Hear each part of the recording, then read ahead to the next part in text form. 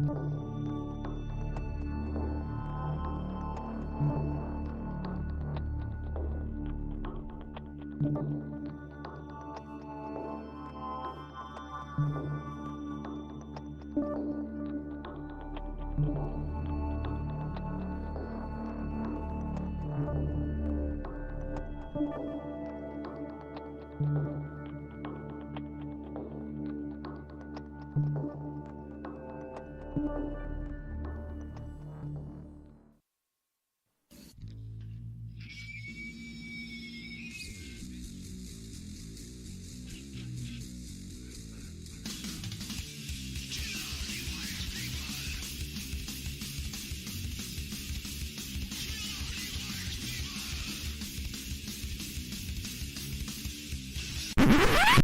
sorry.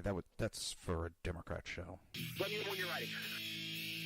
Was an extremely great conservative commentator.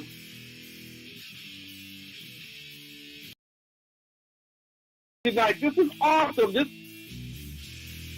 will allow me to retort. Well, this is Jersey Joe for the Reaver of Common Sense show. I'm on shrmedia.com. Actually, I just totally screwed up. This show contains language that some viewers may find offensive. Listener discretion is advised. And now on to the show.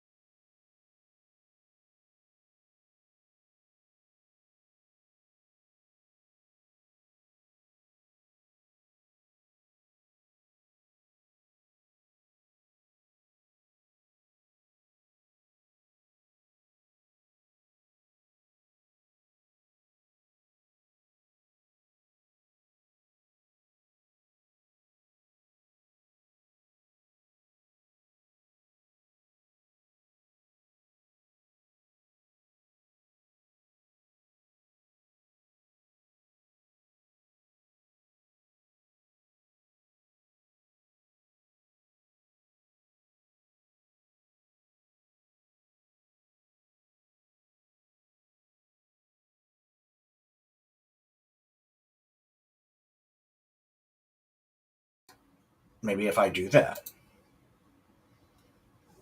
Check.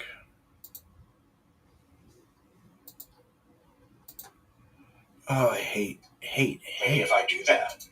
Hate issues. Maybe if I do check. All right. Check. Oh, I hate. Maybe if I do that. No. Maybe if I do check. Hate issues. Maybe if I do check. All right.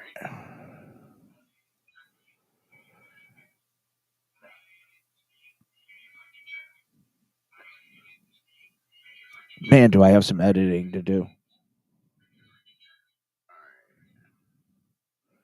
Let me make sure everything's working.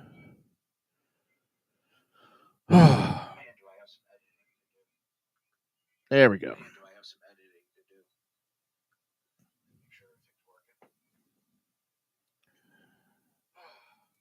There we go.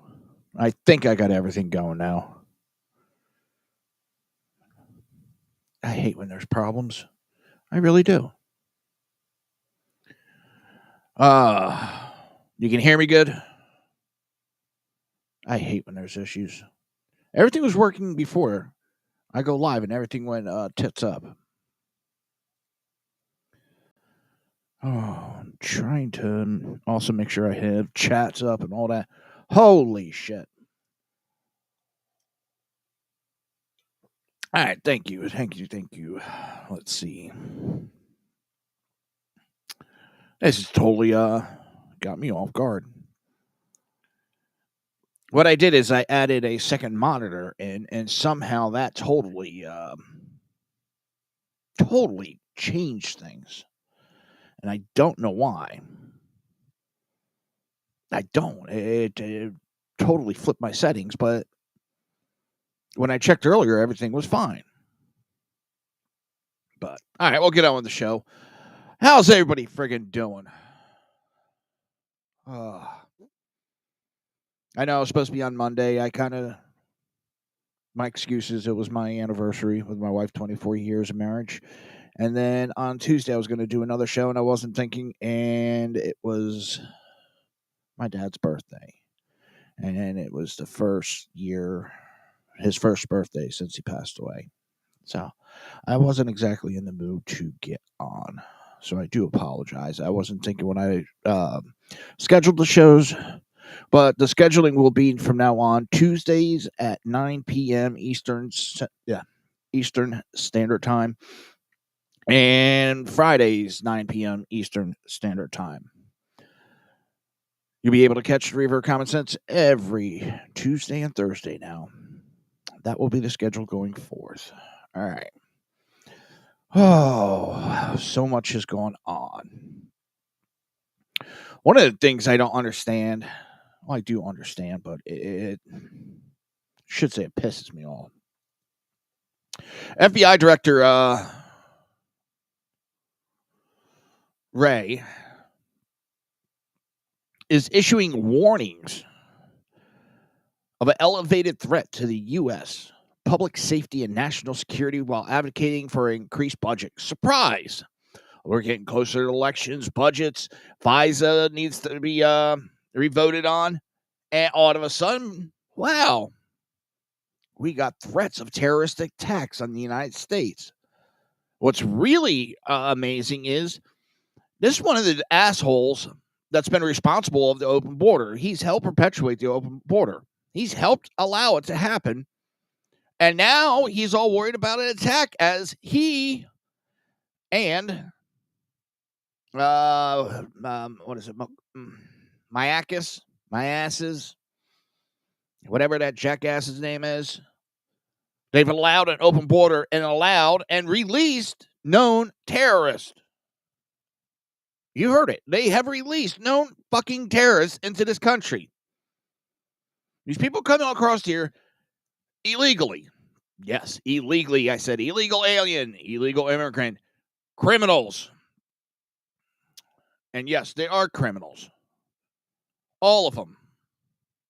They come across our border illegally, don't they? They come across breaking our laws. That is a criminal. Now, they could be great people. They could be. I don't know them. But they're ignoring laws to get what they want. And I've asked before, if they're willing to break those laws, what other laws are they willing to break to get what they want?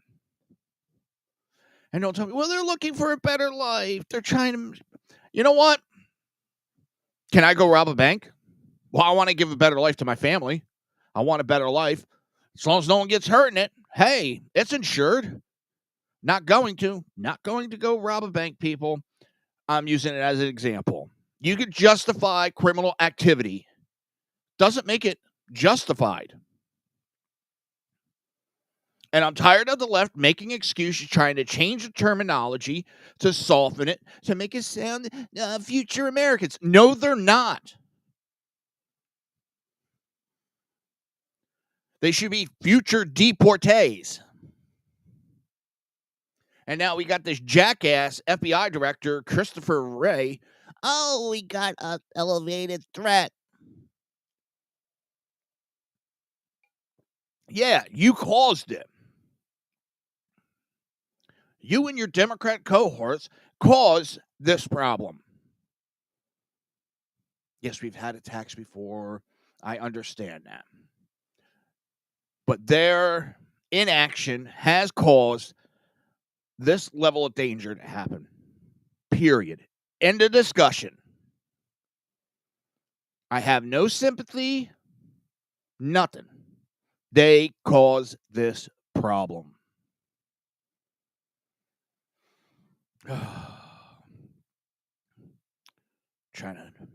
I'm checking on them, the feed and everything. I'm just, holy shit, I can't believe I totally botched the beginning of the show.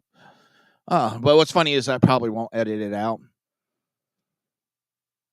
I'll just let it go as is. And hey, shit, people make mistakes. I make mistakes.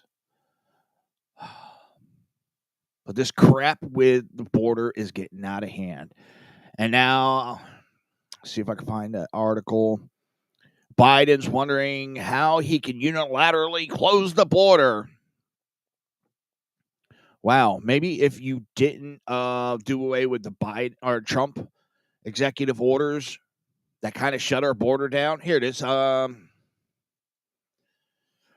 I'm examining if I can shut down border unilaterally, trying to work through that. Wow. If you didn't fuck the border up, you wouldn't have to be worried about trying to shut the border down. We had the border starting to get under control. You get in office, and because you got to bug up your ass against Trump, all you wanted to do was destroy what he did.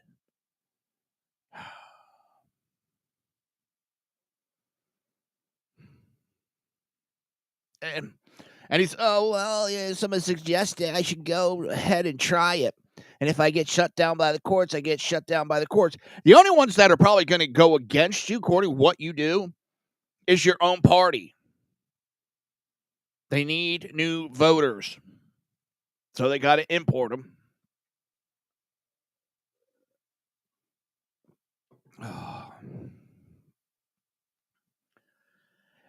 He goes on to say, we're examining whether or not I have that power.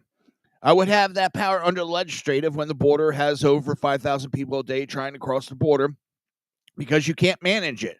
Slow it up. There's no guarantee that I have that power all by myself without legislation. Oh, now he's worried about that. But when it comes to gun, he doesn't give a shit. He does everything in his power to try to interfere with our Second Amendment right. But when it comes down with the border, I don't know. Yeah. Hair sniffing pedophile. Oh, I'm sick of this bastard. How long has he been in Washington?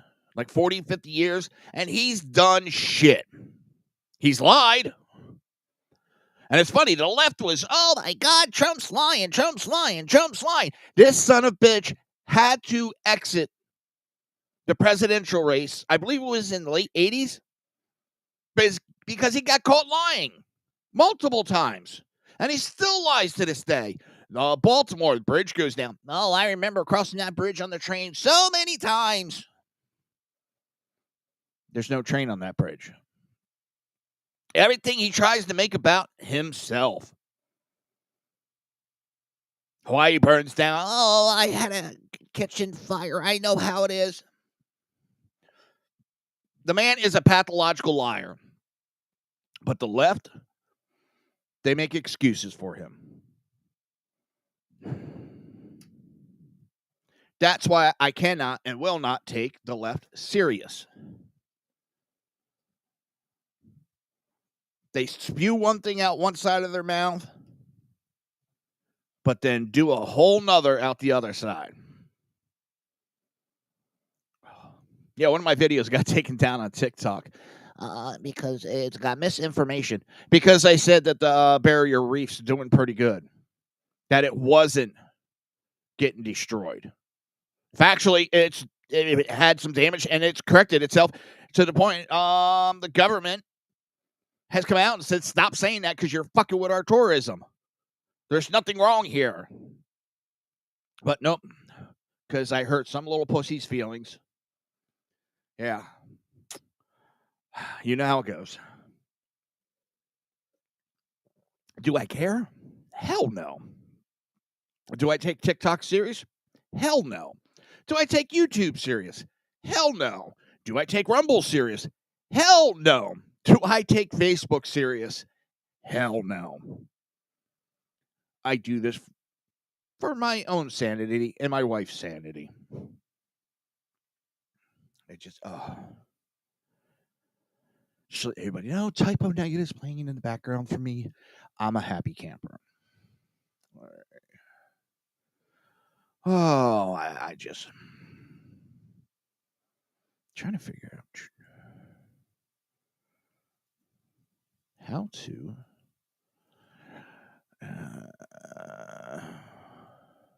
There we go. Trying to set up so my chats.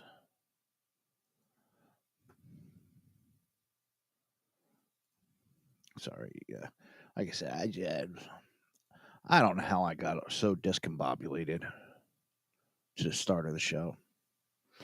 I wish there was a program I could have. I wish Restream, as much as I love Restream, I'm loving the software. It puts Facebook and YouTube streams, all the chats, in one spot. But they don't have an option for Rumble. And I'm streaming on Rumble through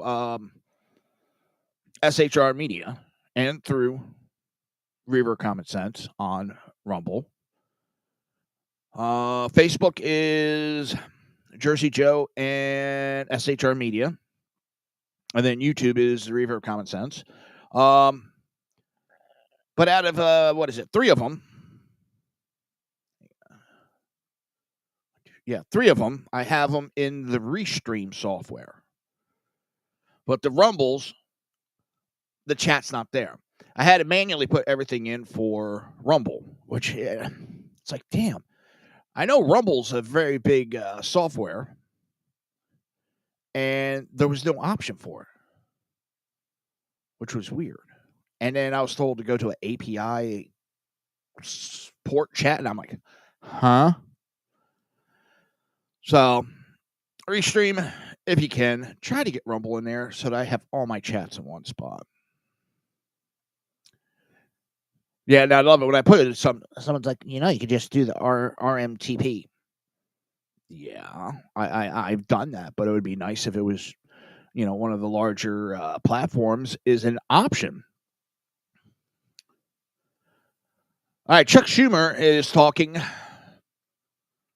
and Mayorkas impeachment will be resolved as quick as possible. In other words, they're going to breeze through it. They've already decided they don't give a shit. And they're going to try to sweep it under the carpet.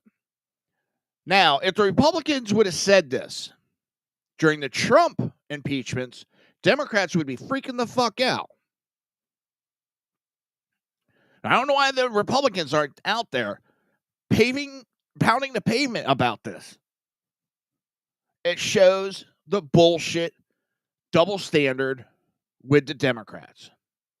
They had zero proof, zero. All it was to try to hurt Trump's legacy for the impeachment.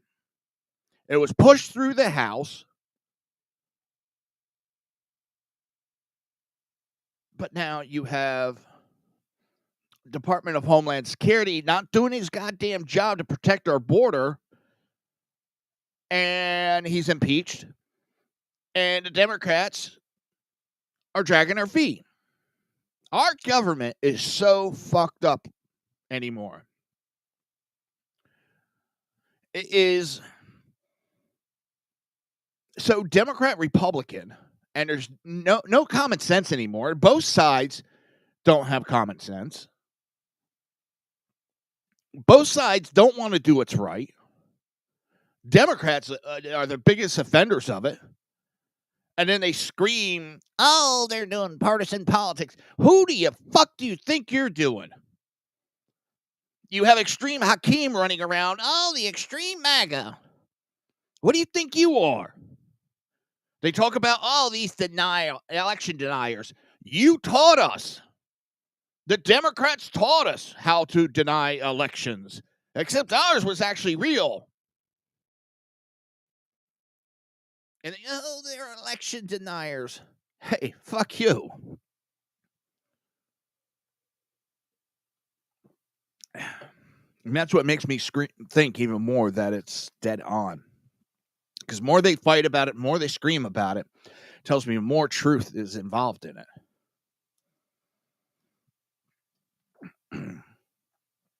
But yeah, Chuck Schumer has reported circulated that Schumer is readying a motion to dismiss articles of impeachment against Mayorkas. Yeah, he's going to sweep it under the carpet. He's not even going to hold a trial. He's not going to do what he's supposed to do to cover up their illegal activity. And impeachment should never be used to settle policy disagreement.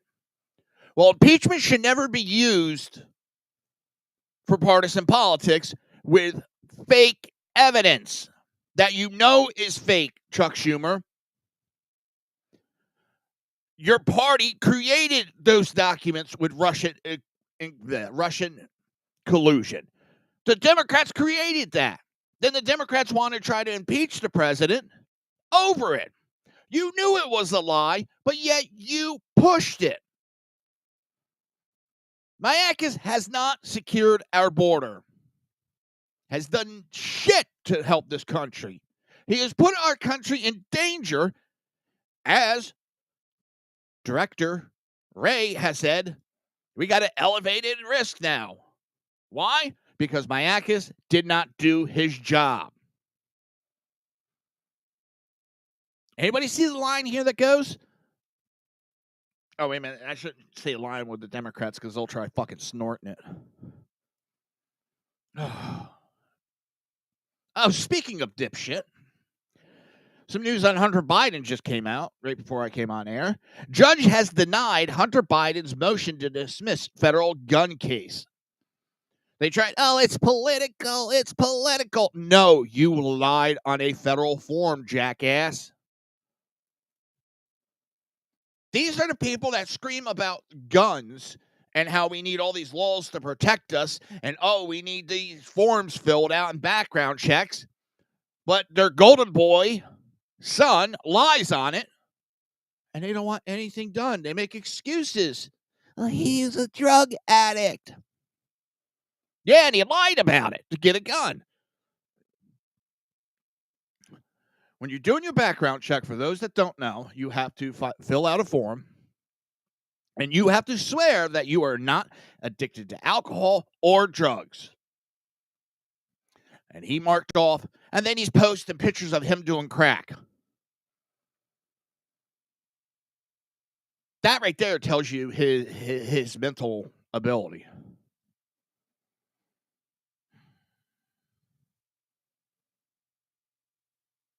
I mean, you're posting smoking crack, doing cocaine, fucking hookers.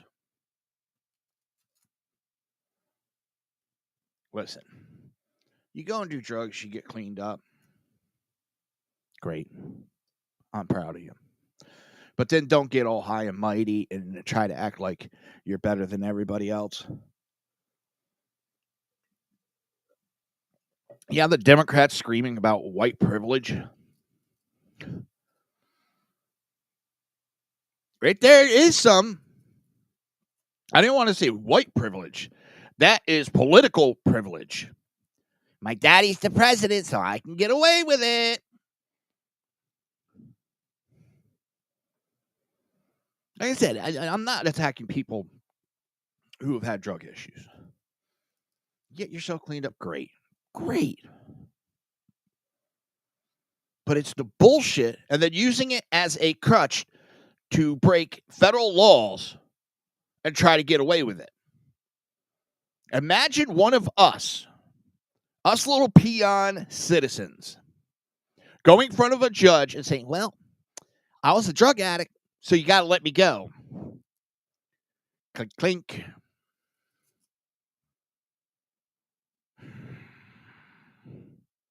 That'd be like saying, well, Your Honor, yeah, I drove drunk, but I couldn't make a coherent decision because I was drunk, so you can't hold me accountable for what I did.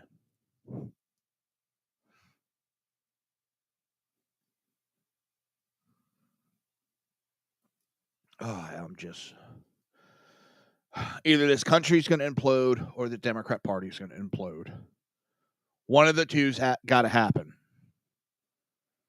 They got to have a major house cleaning in the Democrat Party.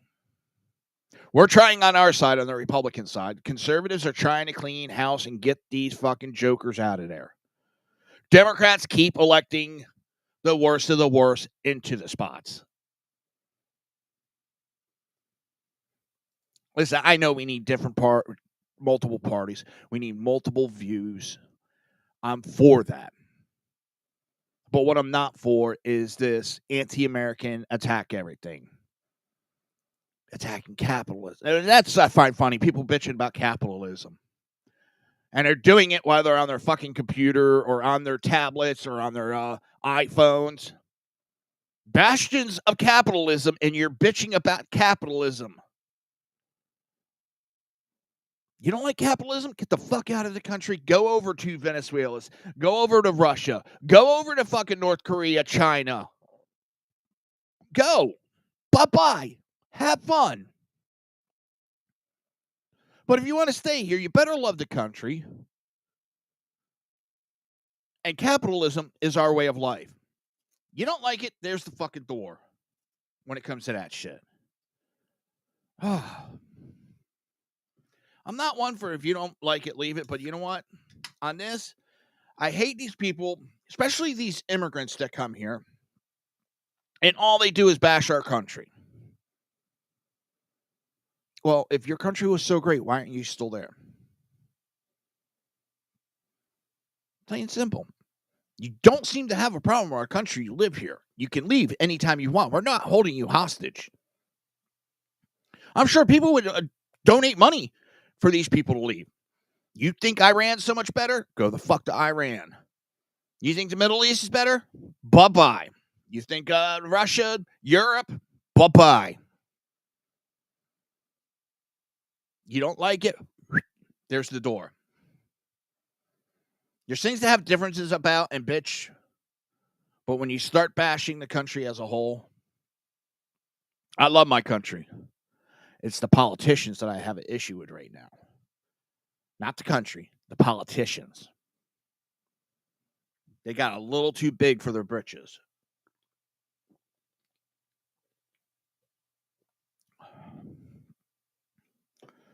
Oh, man. I have not got much sleep all week. Puppy's kicking my ass. I love him. I love the little shit. But he's kicking my ass, man. Whew. All right. Oh, let's see. What do we want to do next? The Democrats are up in arm over Trump's new statement on abortion, which is leave it up to the states. And that's what our country's supposed to be, that the states run itself. There's a couple things that the federal government mandates, but it's supposed to be the states that run. And they got an issue with it. Listen, if you got a Democrat fucking governor and you want abortion, go for it. But you have a lot of states that want to limit when and how abortions are used. You're murdering a child. No matter how you look at it, you're murdering a child. Now, sometimes there is reason for murder. Then there's times that it's not. In life, in general. Murdering a child because you can't keep your legs closed is wrong. Killing that child because it's going to kill the mother and you want to save the mother is justified. But some Democrats reportedly fear that the former President Donald Trump's position on abortion will play well with moderate voters heading into November. Trump believes abortion is a state issue, that it is in contrast to some Republicans and Democrats who wants to use federal government to undermine states' rights by legislating a national law to render abortion illegal or legal. Trump's opponents appear worried about his position because it disarms their agenda of rendering divisive issues at federal issues, which necessitates centralizing control and power in Washington, D.C., where the left directs the administrative state and influences the established media. Boom. Right there it is. If elections were held today, Trump would win, and that means he's winning moderates over as we speak. They're fighting here in Florida. I think we got a 15-week ban. 15 weeks. After that is when you can't have an abortion. Before that, you can have it. I just, and then you have jackasses that are trying to push, and yes, there is states that are trying to push abortions up until birth. And let me see if now I won't be able to find the article. There's one of the idiots on the left that was screaming, they don't want, no, I've never seen any abortion law for up until birth. Arizona right now, they're going to try it. They're trying to overturn that old law, and they want abortion up into birth. Think about that.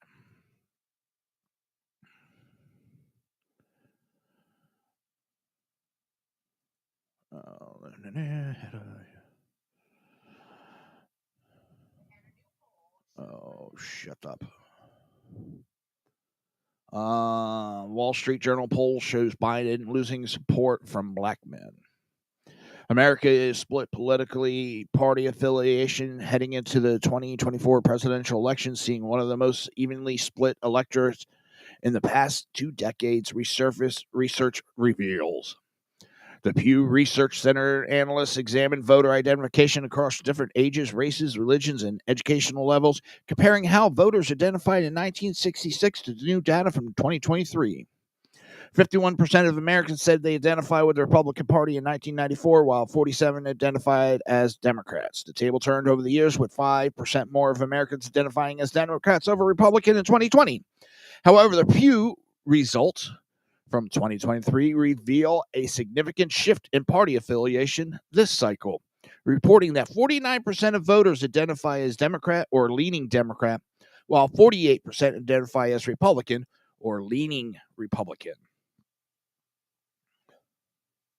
Additionally, about 33% of Republican respondents said they identify as being conservative or moderate in 2023, while the other side of the aisle only sees 23% identifying as liberal Democrat or leaning liberal.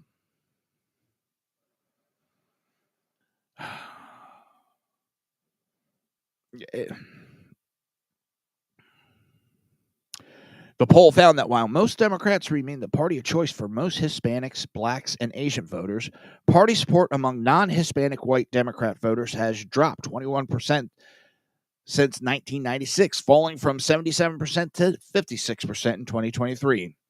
Recent polls have found that despite their advantage, Democrat support among minority voter is shrinking. A recent Gallup poll found that 19% of black adults said they identify as lean Republican or Republican, while 66% identify as Democrat or lean Democrat. The smallest Gallup has recorded in its polling dating back to 1999.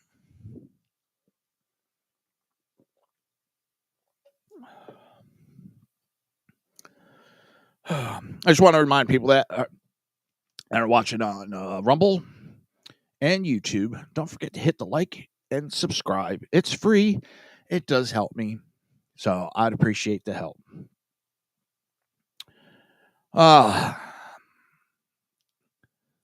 More and more, I see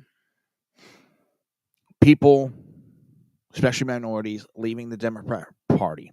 They're getting tired of the bullshit. They're tired of it.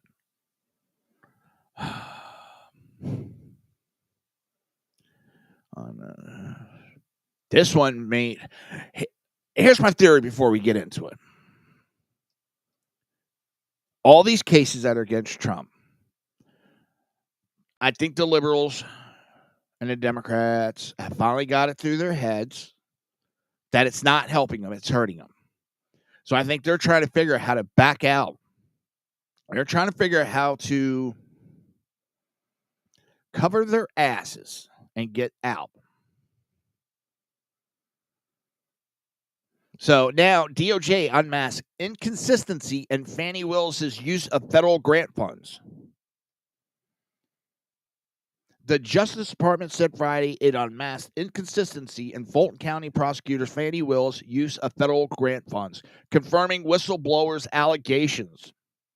Willis has previously fired the whistleblower who alleged a Fulton County official mishandled $488,000 of federal grant money to pay for swag, computers, and travel.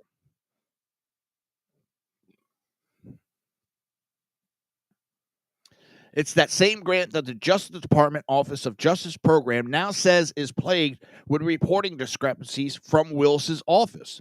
The Washington Free Beacon reported Wednesday.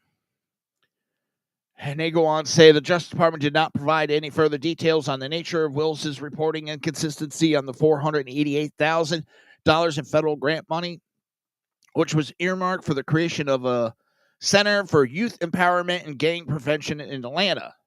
Grant ended in September 2023, but the center was never opened.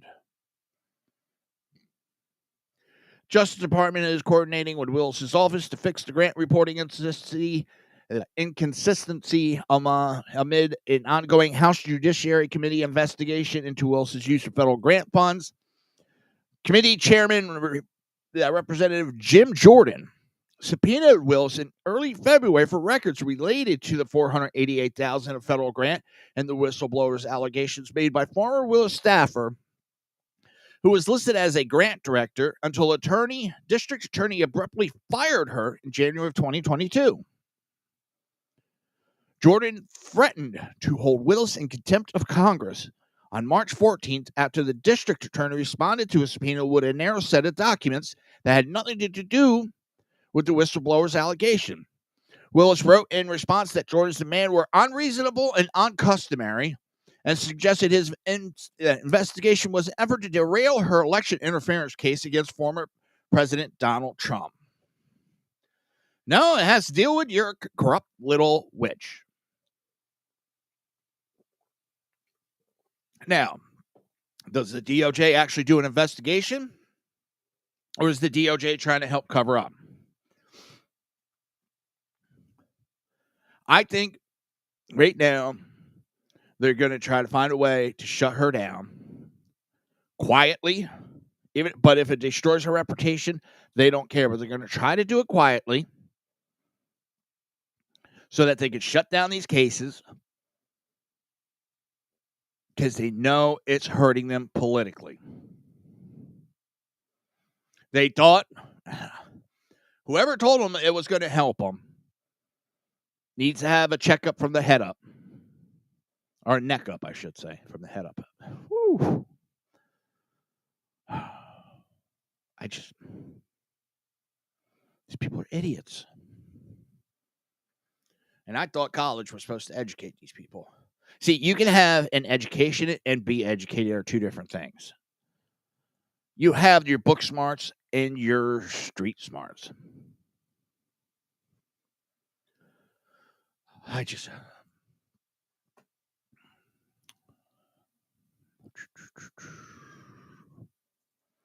I love this. NPR scandal. I don't know if I want to say scandal is the right word, but there's whistleblower scolding outlets liberal slant puts spotlight on organization federal funding. NPR has a major federal funding from the people. We fund that organization, and it's a liberal mouthpiece. All it is, it's a government propaganda news agency. A veteran NPR journalist caused a scandal for his employer on Tuesday with a scathing piece accusing NPR of liberal groupthink, renewing interest in how much cash American taxpayers pay for the corporation for public broadcasting and the NPR more broadly. The senior business editor and the 25-year NPR veteran went viral for blowing the whistle on his employer for a variety of issues in bombshell-free piece, including its faulty coverage of major topics like Russiagate, Hunter Biden laptop, and the COVID-19 lab leak theory, as well as an embrace of progressive views about systematic racism.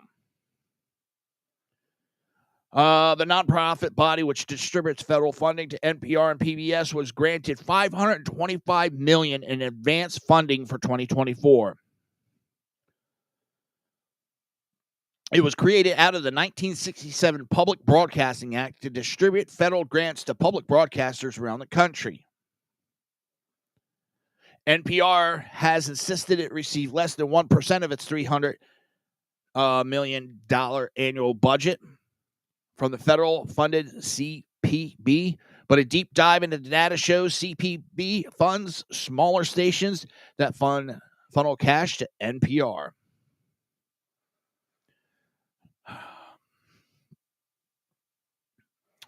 Now, it all started with that Free Press article, and it starts out, I've been at NPR for 25 years. Here's how we lost America's trust. You know the stereotypes of the NPR listener. An EV driving, wordly playing, tote bag carrying coastal elite. It doesn't precisely describe me, but it's not far off. Sarah Lawrence, educated, was raised by a lesbian peace activist mother. I drive a Subaru, and Spotify says my listening habits are similar to people in Berkeley. I fit the NPR mold. I'll cop to that. So when I got a job here 25 years ago, I never looked back as a senior editor in the business desk where news is always breaking. We've covered upheavals in the workplace, supermarket prices, social media, and AI. It's true, NPR has always had a liberal bent, but during most of my tenure here, an open-minded, curious culture prevailed. We were nerdy, but not knee-jerk activists or scolding. Sorry about that. In recent years, however, that has changed. Today's those who listen to NPR or read its coverage online find something different. The distilled worldview of a very small segment of the U.S. population. I love that.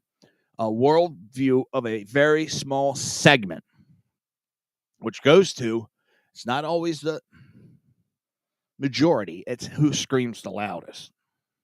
If you are conservative, you will read this and say, duh, it's always been this way. But it hasn't. For decades since its founding in 1970, a wide swath of America tuned into NPR for reliable journalism and gorgeous audio pieces with birds singing in the Amazon. Millions came to us for conversation that exposed us to voices around the country and the world radical difference from our own, engaging precisely because they were unguarded and unpredictable. No image generated more pride within NPR than the farmer listening to Morning Edition from his or her tractor at sunrise. Back in 2011, although NPR's audience tilted a bit to the left, and it still bore a resemblance to America at large. 26% of listeners describe themselves as conservative, 23% as middle of the road, and 37% as liberal.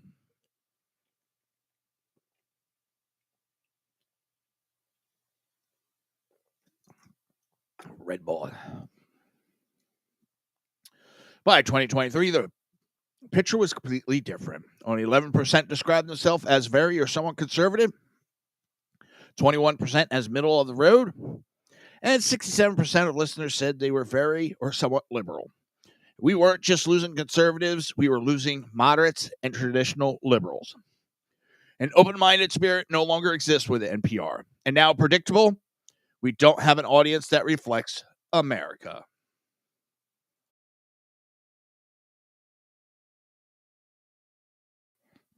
Red Bull gives you burpees. That wouldn't be a problem for openly news outlet serving a niche audience. But for NPR, which purports to consider all things, it's devastating both for its journalism and its business model. Like many unfortunate things, the rise of advocacy took off with Donald Trump As in many newsrooms, his election of 2016 was greeted at NPR with a mixture of disbelief, anger, and despair. Just to note, I eagerly voted against Trump twice, but felt we were obligated to cover him fairly. But what began as tough, straightforward coverage of a belligerent, truth-impaired president veered towards effort to damage or topple Trump's presidency. Persistent rumors that Trump's campaign colluded with Russia over the election became the catnip that drove reporting. At NPR, we hitched our wagon to Trump's most visible antagonist, Representative Adam I lie like a motherfucker Schiff, who was the top Democrat in the House Intelligence Committee, became NPR's guiding hand, its ever-present muse.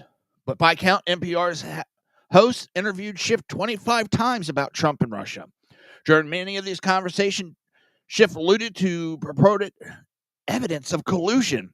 The Schiff talking points became the drumbeat of NPR news report. But when the Mueller report found no credible evidence of collusion, NPR coverage was notably sparse.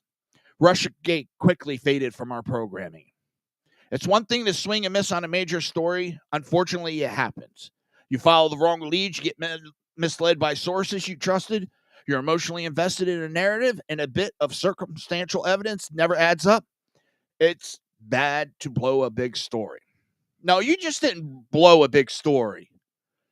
Anybody with more than 2 brain cells could see this was a made-up story by the Democrat Party. But no, you mainstream media, like NPR, wanted to scream, oh, that's just conspiracy theories. Anymore, when I hear conspiracy theories, I'm starting to wonder if people are right. Because they use it to try to discredit. It gives you wings. No, it gives me burpees. Brain fart.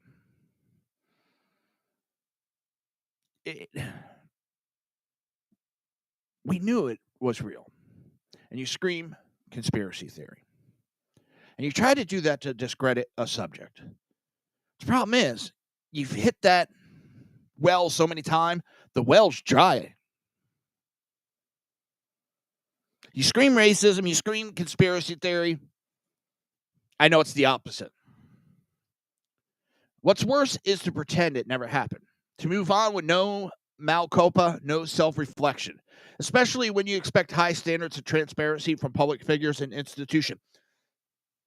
Problem is, you got jackass Adam I lie like a motherfucker Schiff still pushes that Russia conspiracy, Russia collusion. He still pushes it. He still lies about it. That's what shatters truth and engenders cynicism about the media. Russiagate was not NPR's only miscue. In October 2020, New York Post published an explosive report about the laptop Hunter Biden abandoned at a Delaware computer shop containing emails about his sordid business dealing with election only weeks away. NPR turned a blind eye. Here's how NPR's managing editor for news at the time explaining the thinking. We don't want to waste our time on stories that are not really stories. We don't want to waste the listener and reader's time on stories that are just pure distraction. No, you did not want to put out a story, a truthful story, that was going to hurt Biden. There is many cases where people have said if they knew that it was a true story, they would have never voted for the cocksucker. But no. Mainstream media lied. Outright lied. And so did a lot of politicians. But it wasn't a pure distraction or a product of Russian disinformation, as dozens of former and current intelligence officials suggested. The laptop did belong to Hunter Biden's. Its content revealed his connection to the corrupt world of multi-million-dollar influence peddling and its possible implications for his father. The laptop was newsworthy, but the timeless journalistic instinct of following a hot story lead was being squelched. During a meeting with colleagues, I listed as one NPR best and most fair-minded journalist said it was good, We weren't following the laptop story because it could help Trump. Right there says it all. It could help Trump. It was going to hurt Biden, so they shut their mouths. They covered it up. And is that when you have more than one person involved? What's a conspiracy? When the essential facts of the Post reporting were confirmed and the emails verified independently about a year and a half later, we could have fessed up to our misjudgment. But like Russian collusion, we didn't make the hard choice of transparency. Politics also intruded into NPR's COVID coverage, most notably in reporting the origins of the pandemic. One of the most dismal aspects of COVID journalism is how quickly it defaulted at ideological storylines. For example, there was a team natural origin, supporting the hypothesis that the virus came from wild animal market in Wuhan, China. Wuhan! And on the other side, team lab leak, leaning into the idea that the virus escaped from a Wuhan lab. The lab leak theory came in for rough treatment almost immediately, dismissed as racist or right-wing conspiracy theory. Anthony Fauci and former NHI head Francis Collins, representing the public health establishment, were its most notable critics. And that was enough for NPR. We became fervent members of Team Natural Origin, even declaring that the lab leak had been debunked by scientists. But that wasn't the case. When the word first broke of a mysterious virus in Wuhan, a number of leading virologists immediately suspected it could have leaked from a lab there conducting experiments on bat coronaviruses. This was in January 2020, during calmer moments before global pandemic had been declared, and before fear spread and politics intruded. Reporting on a possible lab leak soon became radioactive. Fauci and Collins apparently encouraged the March publication of influential scientific paper known as the proximal origin of SARS-CoV-2. The authors wrote they didn't believe any type of laboratory-based scenario is plausible.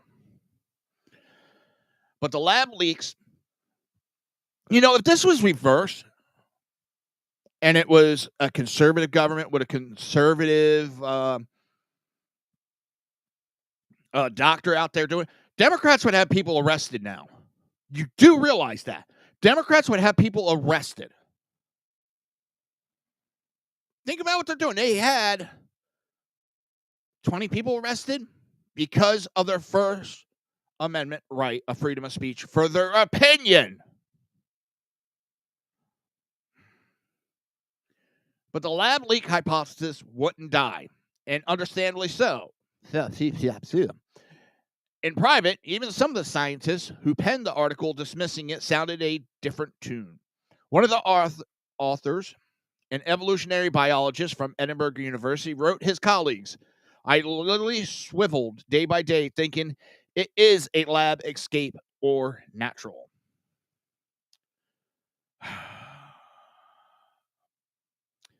I'm not going to go over everything on this article.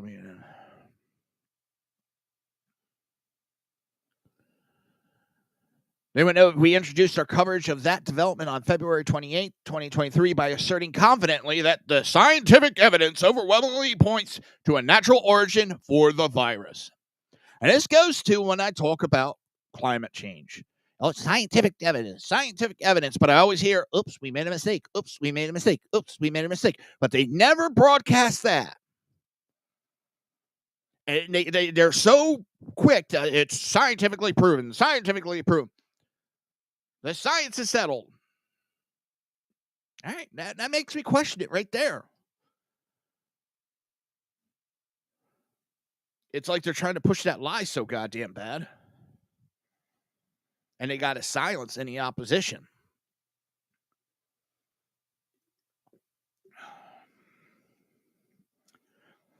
Truth does not need silencing. When colleagues on our science desk were asked why they were so dismissive of the lab leak theory, the response was odd. The colleagues compared it to the Bush administration unfound argument that Iraq possessed weapons of mass destruction, apparently meaning we won't get fooled again. And I question that too, because I know quite a few military personnel that were over there. They said they found weapons. A lot of them were shipped out before we got there. I mean, we were announcing we were going to look for them.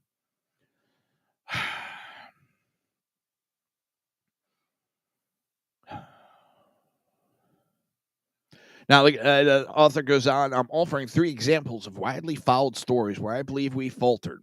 Our coverage is out there in public domain. Anyone can read or listen for themselves and make their own judgment. But to truly understand how independent journalism suffered at NPR, you need to step inside the organization.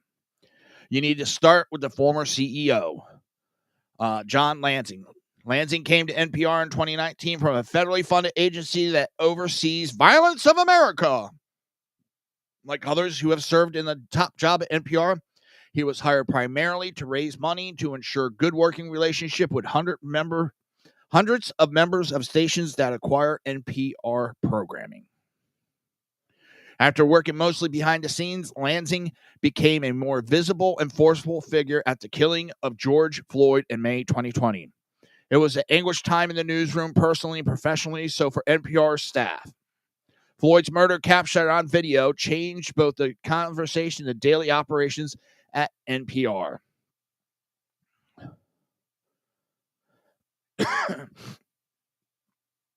Given the circumstances of Floyd's death, it would have been an ideal moment to tackle a difficult question. Is America, as progressive activists claim, beset by systematic racism in 2020 in law enforcement, education, housing, and everywhere? We happen to have a very powerful tool for answering such questions: journalism.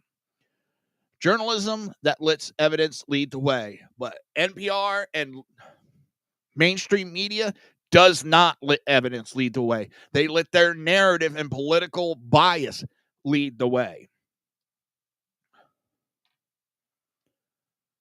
But the message from the top was very different. America's infestation with a systematic racism was declared loud and clear. It was a given. Our mission was to change it. When it comes to identifying and ending systematic racism, Lansing wrote in a company-wide article, we can be agents of change. Listening and deep reflections are necessary, but not enough. They must be followed by constructive and meaningful steps forward.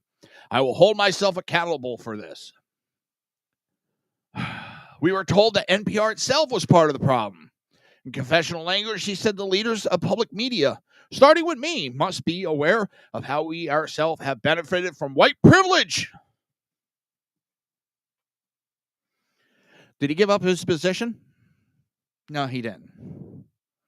We must understand the unconscious bias we bring to our work and interaction. And we must commit ourselves, body and soul, to profound change in ourselves and our institution. We declared that diversity on our staff or in our audience was the overriding mission, the North Star of the organization. Phrases like "that's part of the North Star" became part of the meetings and more casual conversation. Race and identity became paramount in nearly every aspect of the workplace. Journalists were required to ask everyone we interviewed their race, gender, and ethnicity, among other questions. We had to enter it into a centralized tracking system. We were given unconscious bias training sessions. A growing DEI staff offered regular meetings imploring us to start talking about race. Monthly dialogues were offered for women of color, men of color, non-binary people of color were included too.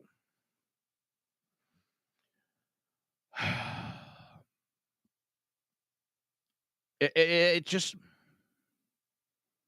sickening.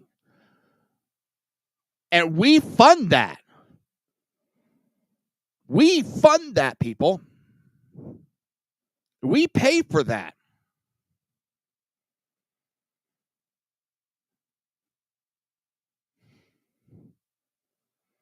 That's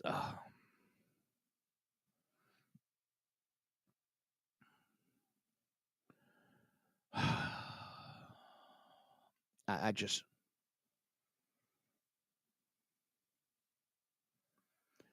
The last thing this person wrote is, and this, I believe, is the most damaging development at NPR, the absence of viewpoint diversity.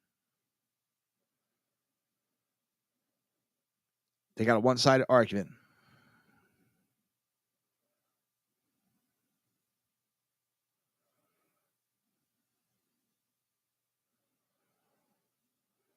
What is it? In essence, this means the NPR union, of which I am a dues-paying member, has ensured that advocacy groups are given a seat at the table in determining the terms and vocabulary of our news coverage. So it's not the story that determines it. These groups determine it.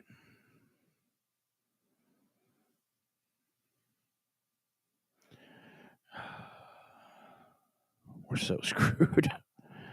All right, everybody. I want to wish everybody a happy weekend. I'll be back Tuesday, 9 p.m. Everybody have a great day. There we go.